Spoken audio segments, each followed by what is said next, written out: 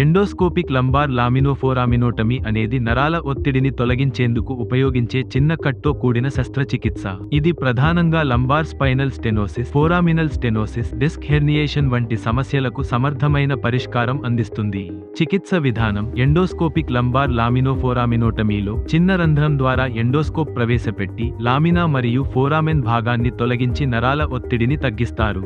తర్వాత herniated disc లేదా extra bone tissue తొలగిస్తారు. ప్రయోజనాలు: నరాల ఒత్తిడి తొలగింపు, వెంటనే నొప్పి ఉపశమనం, చిన్నకట్తో తక్కువ రక్తస్రావం, వేగంగా కోలుకునే అవకాశం, హాస్పిటల్లో తక్కువ సమయం, సాధారణంగా ఒకే రోజు డిశ్చార్జ్, వెంటనే నడవడం, రోగి తన పనులను ప్రారంభించడం.